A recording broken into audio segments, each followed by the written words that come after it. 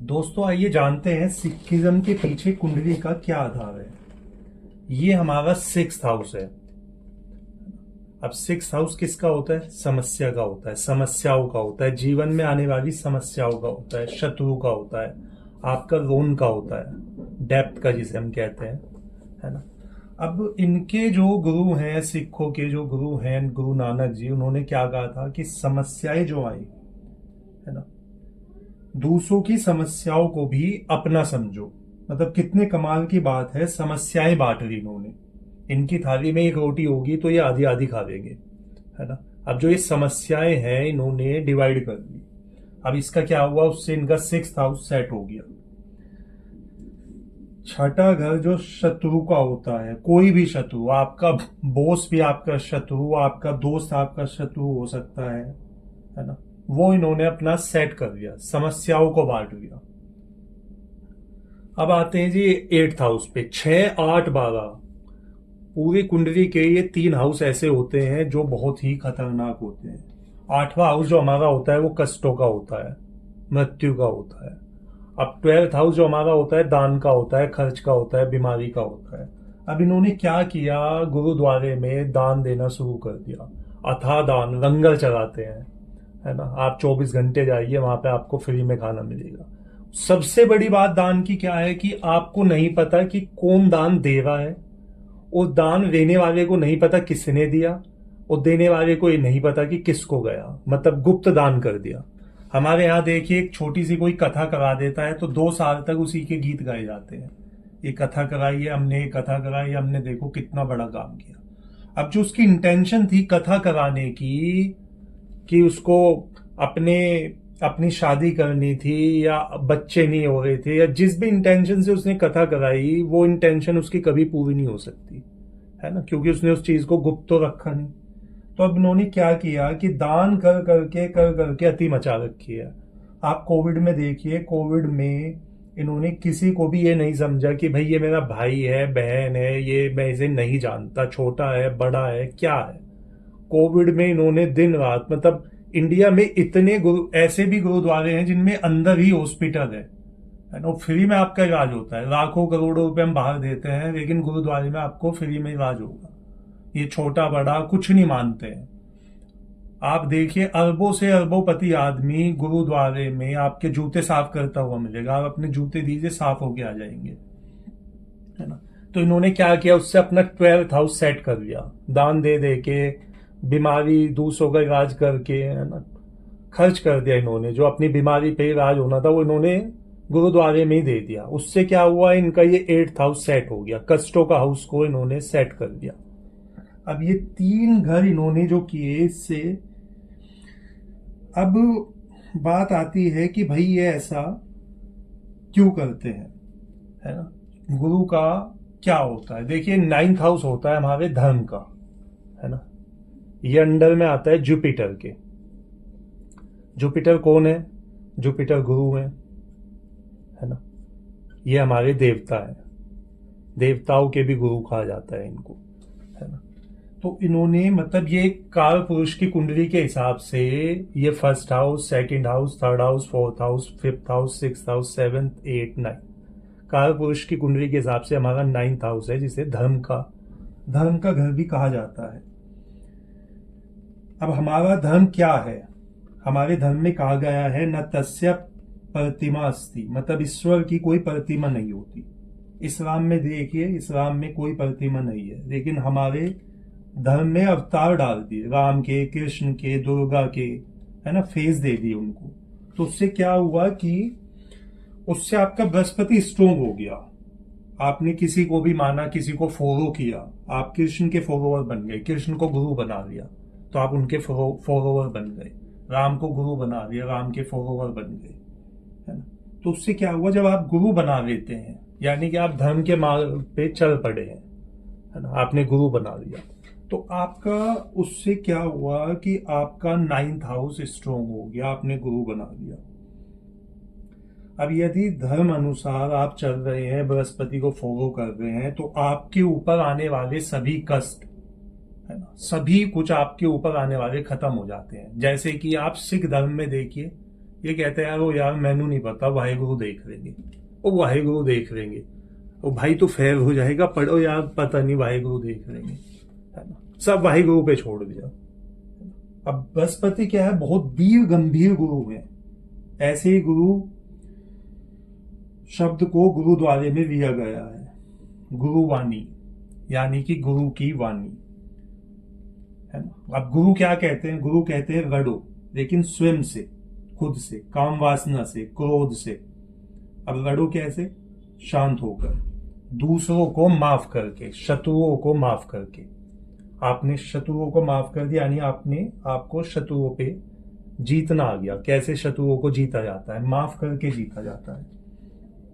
अब ये क्या कर रहे हैं, शत्रुओं को माफ कर देते हैं, है ना, दूसरों की सेवा भाव करते हैं, दूसरा घर सेट, सभी को अपना बहन भाई मान के चलते हैं, है ना। अनजान आदमी को भी बहन भाई मान के चलेंगे, मित्र को मित्र बनाएंगे, पूर्वजों का सम्मान करेंगे, पार्टनर को, वाइफ को, पत्नी को, पति को, है ना, इतनी रिस्पेक्ट देंगे। आपने कभी नहीं सुना होगा कि इनके यहाँ पे रेप केस होते हैं, एक सरदार ने रेप कर दिया, वो रेप केस में अंदर चला गया, है ना।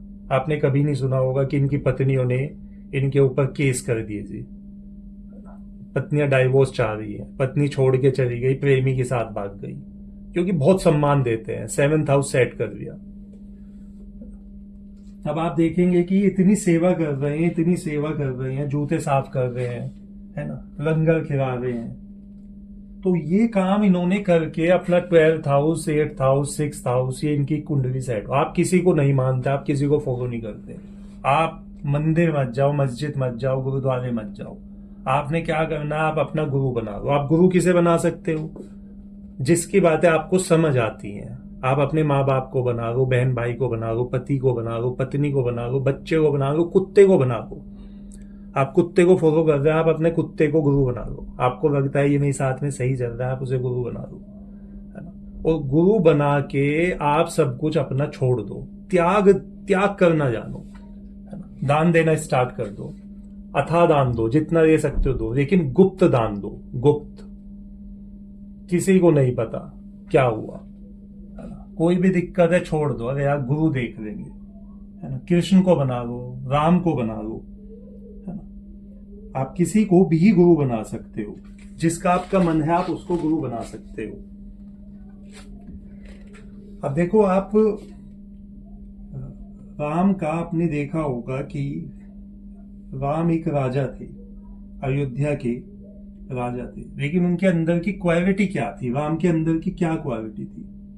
राम वशिष्ठ के चरणों में गिर जाते थे, विश्वामित्र के चरणों में दंडवत करते हैं, झुक जाते थे अगस्त्य के सामने, अगस्त मुनि के सामने झुक जाते थे, झुक जाते थे सबरी के सामने, झुक जाते थे भागु जामवंत के सामने, झुक जाते थे।